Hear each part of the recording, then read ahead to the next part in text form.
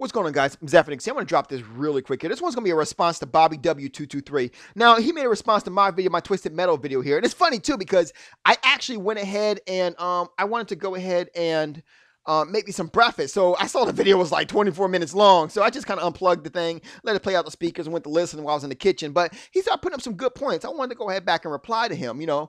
So definitely no hate to this one. Go ahead and check out his channel. I already subscribed to him. In fact, I just subscribed right now. You guys go ahead and check it out yourselves. It's in the description box. So basically, he was talking about how Halo, how I said that Twisted Metal for the PlayStation 3 plays very similar, almost exactly, not exactly, but very similar to the PlayStation 1 version, which was true. But then he said that there was an inconsistency between that because I also said that Halo Reach, it plays just like Halo Reach, and he said that he felt that I was okay with saying that, you know, and he's not.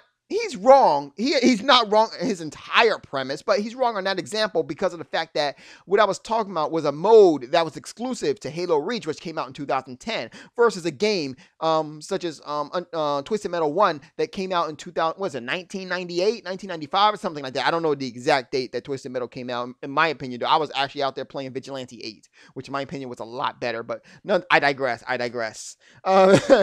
So check this out. That was pretty. So I mean, and on that note, your example was extremely flawed, dude. Because I was actually talking about a mode that was only exclusive to the Halo Reach, which does not play. That particular mode does not play on Halo Wars, Halo ODST, Halo 3, Halo 2, or Halo 1. So yeah, you were kind of wrong on that. But that being said, your whole premise was actually on point because there's a lot of gamers out there who has a very inconsistency, or let's call a spade, hypocrisy when it comes down to other systems. We call them fanboys. But and it's true. He does have a good point. He was wrong about me, but he does have good. He was on point with that. Let me give you an example, and it's mostly on the PlayStation 3 side. I'm sorry, but I gotta say that too. I mean, a lot of people will try to, like, for example, Icy Rhythm said recently in the comment section how it seems like only the people who want to go ahead and want to hate is the ones who, they want to hate on Microsoft, they want to hate on Nintendo, but they never want to go ahead and hate on Sony. And then Glock Ninja made a response, being old Glock Ninja himself, saying, oh, that's not true. It happens on both sides, which is full of bullshit. Glock, it's full of bullshit, dude. All jokes aside, that is some crap that you just said right there. I don't believe that shit for a second. And if you do, by all means, show me proof.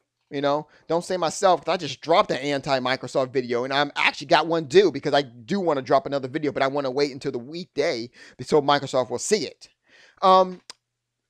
Icy, the one who you was talking to, actually dropped an anti-Microsoft video recently too. Matter of fact, he dropped 2 of them. Who else? General MLD, he already stated something about non-Microsoft. He was talking about Connect. Now, he was not happy with Connect and things of that nature. He did that video a while ago. So, not him either. So, who else you got? Because we can think of a lot of PlayStation 3 gamers who do that yourself, ironically enough. Who?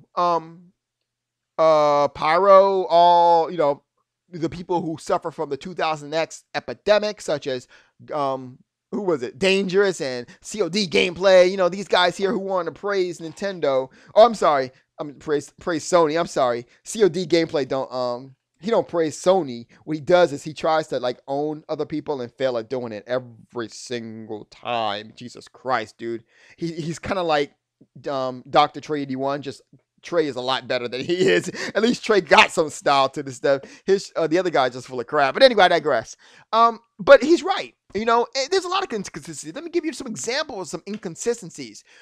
Remember when PlayStation Network got hacked? But all these PlayStation fans, they didn't want to go ahead and do no videos on it. Oh, God, no. They hit their heads in the sand. In fact, the only video that I saw from Pyro himself was, oh, PlayStation Network is down, but we got plenty of single-player games to play, always Pyro trying to turn a bad into a good. I can't hate on that. That's actually a good job. I can see some good work in this feature. Of course, he got to get rid of the whole ignorance thing, but you get the idea. Oh, and also the exploiting his woman on his channel just to get views.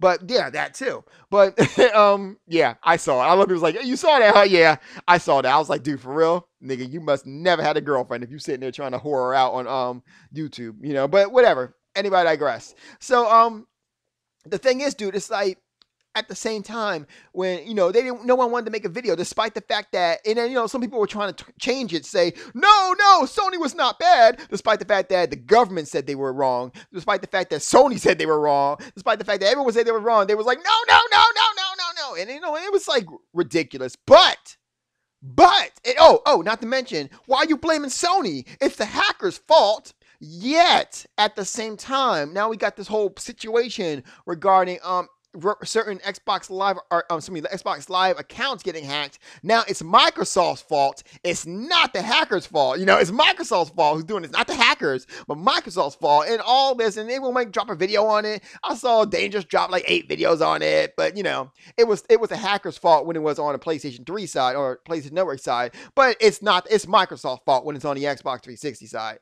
See anything about inconsistency, man? It goes on and on. Personally, I think it's both of their faults, Sony and Microsoft, because they need to go ahead and make sure that they close their doors and make sure this stuff is protected.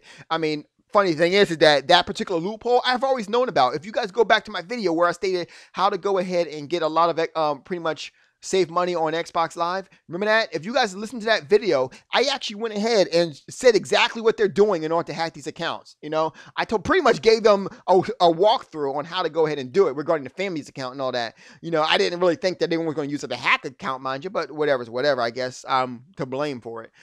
But I mean, that's just it, man. I mean, you're right about inconsistencies, but when it comes down to it, it's usually from the PlayStation camp. I'm just being honest with you. I gave you just 2 prime examples. 1 prime example right there. Or was it 2? I think 1. Anyway, so it's about 6 minutes. I'm not going to spend too much longer on this video here. I can still go on and on about it. I can talk about the cross game chat. I can talk about, other things too, but I think I'm good here. You guys have a good night. Zephyrnix out.